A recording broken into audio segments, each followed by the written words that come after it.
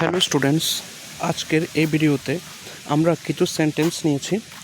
যেই সেন্টেন্সগুলোর আমরা clause identify করব, কোনটা নাউন ক্লজ, কোনটা অ্যাডজেক্টিভ ক্লজ, কোনটা অ্যাডভার্ব ক্লজ। দেখা যাক, স্টার্ট করে আমাদের আজকের এই ভিডিও।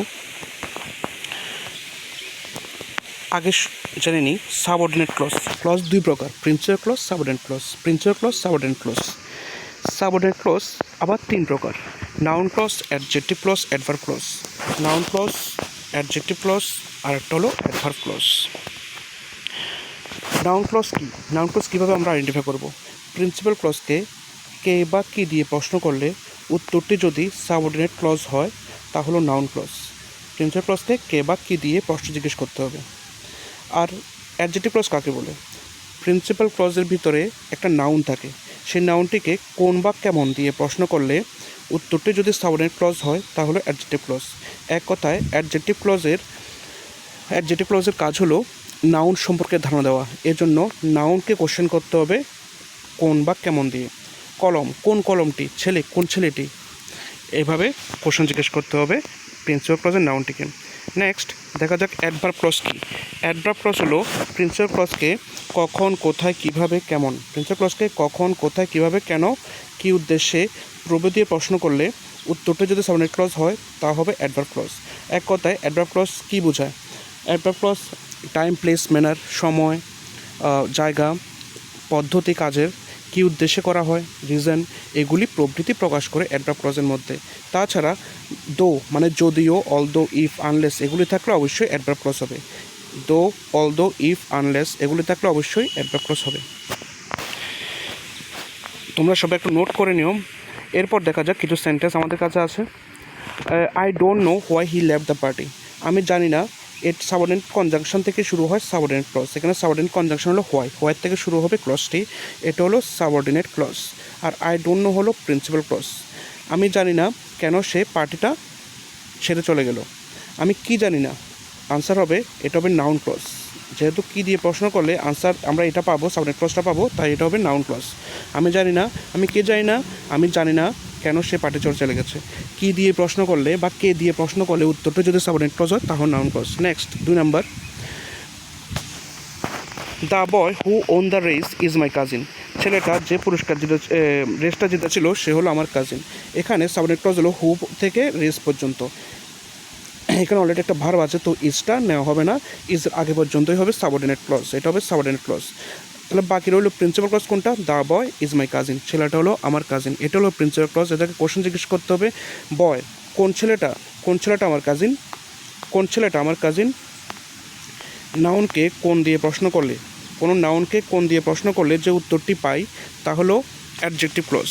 কোনো নাউনকে কোন দিয়ে প্রশ্ন করলে যে উত্তরটি পাই, উত্তরটি যদি সাবঅর্ডিনেট ক্লজ হয় তাহলে তা হবে অ্যাডজেক্টিভ ক্লজ। এখানে হু অন দ্য রেস হবে অ্যাডজেক্টিভ ক্লজ।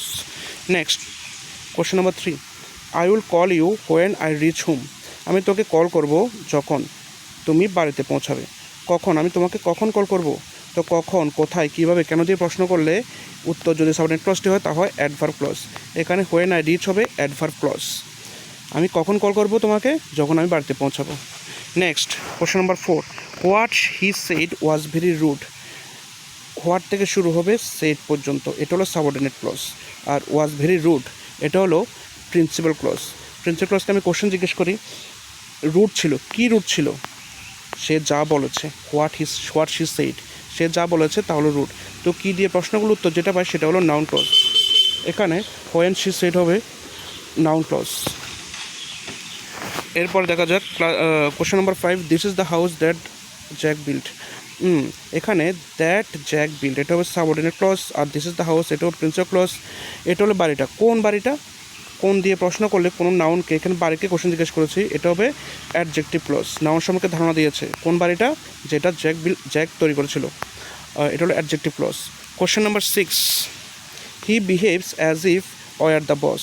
সে এমনভাবে আচরণ করেছে যেন সে একজন বস। অ্যাজ ইফ থেকে শুরু হবে, এটা হলো সাবঅর্ডিনেট ক্লজ, আর এটা হলো প্রিন্সিপাল ক্লজ। সে কীভাবে আচরণ করেছে, কীভাবে দিয়ে প্রশ্ন করলে উত্তর যদি আমরা পাই সেটা হবে অ্যাডভার্ব ক্লজ। এখানে এই সাবঅর্ডিনেট ক্লজটি হবে অ্যাডভার্ব ক্লজ। অ্যাজ ইফ থেকে শুরু করে বস পর্যন্ত, এটা হবে অ্যাডভার্ব ক্লজ। এরপরে দেখা যাক question number 7, I can't understand what you want. আমি বুঝতে পারছি না তুমি কি বলতে চাইছো। হোয়াট থেকে ওয়ান পর্যন্ত এটা হলো subordinate clause. I can't understand, বুঝতে পারছি না। আমি কি বুঝতে পারছি না, কি দিয়ে প্রশ্ন করলে উত্তরটি হবে noun clause. Noun clause. What you want, এটা হবে noun clause. Question number 8, we visited the place, আমরা জায়গাটা ভিজিট করেছিলাম। কোন জায়গাটা ভিজিট করেছিলাম? প্লেসকে কোশ্চেন জিজ্ঞেস করছি কোন দিয়ে প্রশ্ন করলে উত্তরটি হবে adjective clause. Where the saint was born, এটা হবে adjective clause. Question number 9, you can go out if you finish your homework. If থেকে শুরু করে হোমওয়ার্ক পর্যন্ত এটা হবে সাবঅর্ডিনেট ক্লজ, আর ইউ ক্যান গো আউট এটা হবে প্রিন্সিপাল ক্লজ। এটা যদি শর্ত, তুমি কী শর্তে যাবে? যদি তুমি হোমওয়ার্ক শেষ করো। তো যদি শর্তে বোঝায়, কী শর্তে যদি বোঝায়, এটা অ্যাডভার্ব ক্লজ হয়। কী শর্তে? আর কোনো সেন্টেন্স যদি ইফ থাকে, এটা সবসময় অ্যাডভার্ব ক্লজ হয়। এটা তোমাদের অবশ্যই মনে রাখতে হবে। এটা হবে adverb clause. If you finish your homework, এটা হবে adverb clause. Question number 10, that she passed, সে যে পাস করেছে এক্সামে সারপ্রাইজ করেছিল সবাইকে। দ্যাট থেকে শুরু করে এক্সাম পর্যন্ত এটা হলো সাবঅর্ডিনেট ক্লজ। সারপ্রাইজ করেছিল সবাইকে, কী সারপ্রাইজ করেছে সবাইকে? উত্তর হবে সে যে পরীক্ষাতে পাস করেছে সেই বিষয়টা সবাইকে সারপ্রাইজ করেছে। তো কী দিয়ে প্রশ্ন করলে এটা হবে নাউন ক্লজ। দ্যাট থেকে এক্সাম পর্যন্ত এটা হলো নাউন ক্লজ। আজকের ভিডিও এতটুকুই। সবাইকে অসংখ্য ধন্যবাদ সঙ্গে থাকার জন্য। আর কিছু জানতে চাইলে কমেন্ট বক্সে অবশ্যই কমেন্ট করে জানাবে। টাটা।